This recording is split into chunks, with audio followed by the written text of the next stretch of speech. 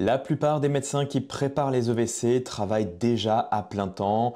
Ils ont un planning extrêmement chargé, ils enchaînent les gardes, ils ont parfois des enfants à gérer, une vie de famille. Ça fait quelques années qu'ils ne sont plus dans les études et là, on leur demande de repasser un examen théorique extrêmement sélectif avec plus de 85% d'échecs. Et pourtant, pas le choix, c'est un passage obligé si tu veux obtenir ton autorisation d'exercice en France. Tu dois valider tes épreuves de vérification des connaissances. Salut, c'est le Dr Perrin chez Prep EVC. Dans cette vidéo, je vais te partager la méthode que j'utiliserai personnellement si je devais me préparer aux EVC cette année. C'est la méthode qu'on utilise chez Prep EVC, qu'on enseigne à nos candidats et qui nous a permis d'obtenir des résultats autour des 70% de réussite, là où la moyenne nationale est complètement à la rue. Pas de bullshit ici, il n'y aura pas de méditation en pleine conscience, pas de bain glacé, juste du réaliste et du concret, pensé pour ceux qui n'ont pas le temps dans leur préparation. Attention, je dis pas que c'est simple et que c'est facile, je dis que c'est réaliste, il va falloir travailler, mais travailler intelligemment. Le vrai problème pour la majorité des candidats, ce n'est pas le manque de motivation. Tout le monde a envie de réussir les EVC. Le problème, c'est le temps perdu à chercher quoi réviser, à comment se préparer, à qu'est-ce qui va tomber aux examens, qu'est-ce qu'il faut apprendre, qu'est-ce qu'il faut laisser de côté. La situation typique, c'est la suivante. Tu travailles toute la semaine d'arrache-pied à l'hôpital et quand le week-end vient enfin, tu as 3 heures devant toi, tu es libre, tu es motivé à réussir, mais au moment de t'asseoir sur ta chaise, tu ne sais pas par quoi commencer, tu ne sais pas quel livre ouvrir, tu ne sais pas ce qu'il faut apprendre et tu n'as pas vraiment de repères. Eh bien, en changeant ta méthode et en planifiant ta préparation, tu peux surmonter cela. Une bonne méthode, ce n'est pas juste des PDF à la demande ou des fiches e-learning. C'est un changement de système complet avec des priorités, une régularité, un environnement et surtout une charge mentale réduite au minimum. Si tu travailles déjà à plein temps, tu ne peux pas te permettre de perdre une demi-heure par jour à te demander qu'est-ce que tu vas réviser. Puis de perdre encore 2 heures pour aller chercher la bonne recommandation, la bonne source, mettre en comparaison deux sources contradictoires. Parce que ce n'est pas du travail, c'est de l'agitation. Et le pire, c'est qu'à la fin de la journée, tu vas culpabiliser en te disant que tu as travaillé mais que tu n'as pas vraiment avancé. Donc j'insiste vraiment là-dessus, tu ne peux pas tout savoir, mais il faut savoir sur quoi se prioriser. Donc premièrement, j'identifierai les sujets qui tombent régulièrement aux EVC. Tu ne peux pas te permettre de passer à côté parce que tu ne pourras que perdre des points si tu n'es pas au top sur ces sujets-là. Comme je le dis toujours, ça ne sert à rien de vouloir connaître la troisième ligne de chimiothérapie du lymphome de Hodgkin si tu ne sais pas déjà traiter une pneumopathie ou une infection urinaire. Donc pour ta spécialité, identifie ces sujets qui tombent régulièrement chaque année aux EVC et assure-toi d'être vraiment incollable dessus. Pour réviser, j'utiliserai la méthode des J. C'est une méthode qui est assez connue dans laquelle tu vas revoir ton cours à intervalles espacés et planifiés. Donc tu n'auras pas besoin de te demander quel jour, quel chapitre tu révises. C'est une méthode qui va permettre de réactiver l'information et de l'ancrer dans ta mémoire au long terme. C'est crucial parce que vu l'étendue des programmes, le jour du concours, il y aura des sujets que tu n'auras pas vus depuis un mois, peut-être même 2 mois, et pourtant tu devras les maîtriser comme si tu les avais vus la veille. Si d'ailleurs tu cherches un modèle de tour de révision avec tous les modules de ta spécialité, des tours à cocher, écoute, on en a créé un chez Prep EVC. Donc il est dans l'article que je te mets dans la description, tu peux le télécharger gratuitement en bas de la page. Concrètement, qu'est-ce que ça donne?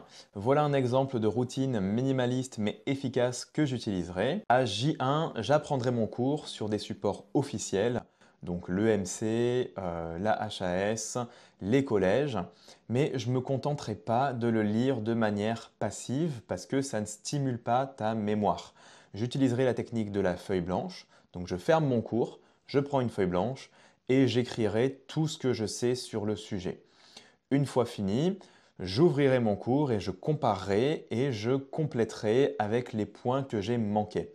De cette manière, mon cerveau va vraiment s'impliquer dans l'apprentissage et il ne va pas se contenter d'imprimer des informations de manière passive. Je compléterai ensuite avec des sources fiables, donc comme les vidéoconférences chez Prep EVC, toutes les recommandations officielles et je ferai l'effort d'aller chercher dans la bibliographie tous les petits points sur lesquels je ne suis pas vraiment à l'aise et que je n'ai pas vraiment compris. Parce que le but, c'est vraiment de comprendre ce que tu apprends et pas juste d'imprimer des informations par cœur. Ensuite, comme ce qui compte, c'est l'ancrage durable des connaissances et pas juste de la récitation par cœur, je passerai des J3 à un entraînement actif. Donc pour ça, j'utiliserai les ressources, les supports d'entraînement chez PrepEVC, les questions isolées, les dossiers progressifs. Pourquoi? Parce que chaque réponse est accompagnée d'un rappel théorique, comme un peu des flashcards. Cette banque d'entraînement hyper complète va me permettre de réactiver ma mémoire et de tout centraliser sans avoir besoin de perdre du temps à aller chercher dans tous les bouquins et toutes les recommandations les informations. Si je me préparais seul, alors je constituerais moi-même des flashcards. Donc pour ça, tu peux utiliser l'outil Anki, mais attention, ça demande beaucoup plus de temps. Il faut que tu aies l'imagination de créer toi-même tes questions, le temps pour mettre en forme ces flashcards. Et donc tout ça, garde à l'esprit que ce n'est pas vraiment du temps de travail efficace. Donc voilà, prévois une petite marge si jamais tu te prépares tout seul. Enfin, ainsi de suite à J7, J14, J30 et de manière encore plus espacée, je reviendrai sur mon cours de la même manière avec de l'entraînement, de la pratique et ponctuellement j'irai chercher les informations, les précisions dans les cours si jamais il y a quelque chose que j'ai besoin d'approfondir. Avec cette méthode, j'aurai une rigueur et un cadre, je saurai quoi réviser et quand réviser et donc plus besoin de passer des sessions de 3 heures complètement perdues, juste de la régularité et de l'efficacité. Je disais au début de la vidéo qu'une méthode de préparation, c'était pas seulement une recette de révision, mais bien tout un changement de système de ta préparation. Eh bien, ça veut dire que tout ce que tu peux faire à un moment donné pour t'impliquer dans ta préparation, fais-le. Donc ce que je ferai, c'est qu'à l'hôpital, pour m'assurer d'avoir bien compris mon cours et de bien le mémoriser, de bien le comprendre et que tout soit clair pour moi, eh bien, j'expliquerai à des gens qui sont plus novices dans le domaine à propos d'un cas, à propos d'une pathologie. Donc j'utiliserai les internes, les externes. Et puis à chaque fois qu'on va rencontrer un dossier, un cas intéressant ou fréquent, eh ben, je me mettrai à l'épreuve, je me mettrai face au tableau et puis j'essaierai de leur expliquer avec des mots simples, clairs, mais de manière concise, tout au sujet de cette pathologie.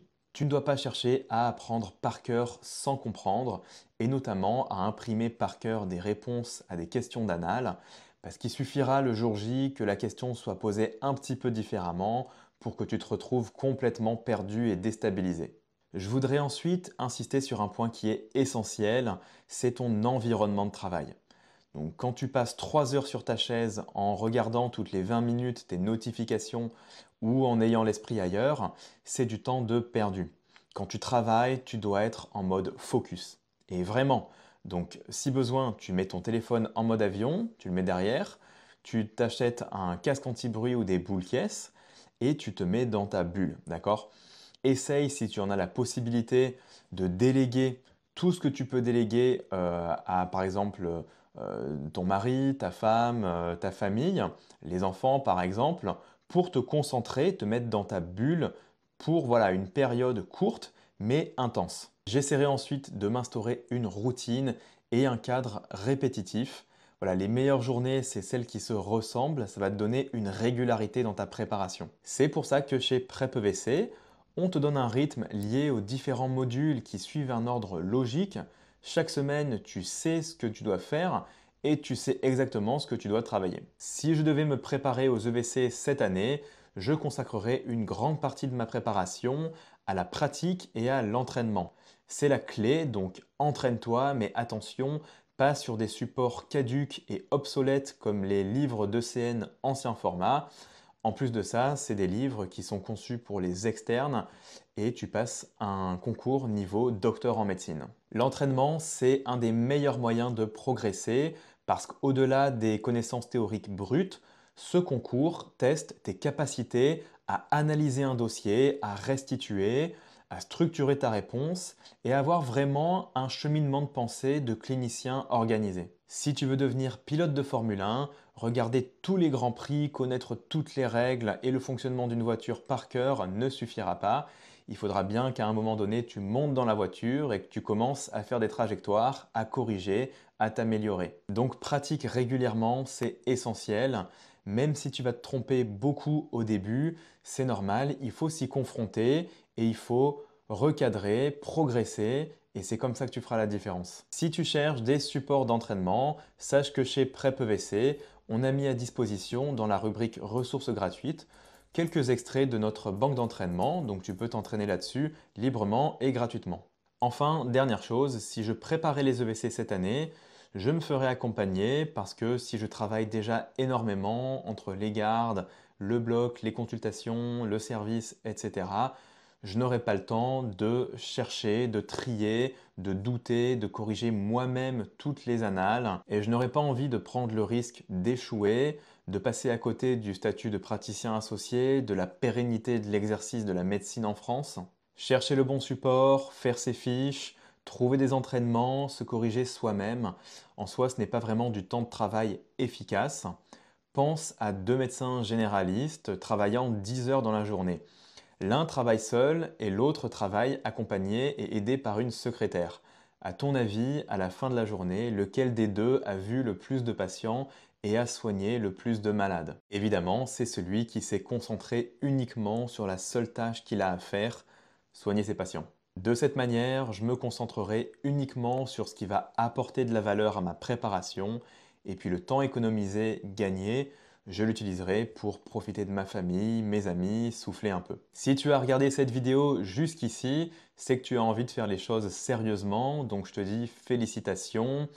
C'est un exemple de méthode de travail, mais l'essentiel c'est que tu trouves la tienne. N'oublie pas une chose, ceux qui réussissent sont ceux qui travaillent mieux, ce ne sont pas forcément ceux qui travaillent le plus. Donc voilà, sur ce, je te souhaite une bonne préparation et puis je te dis à très bientôt sur PrepEVC.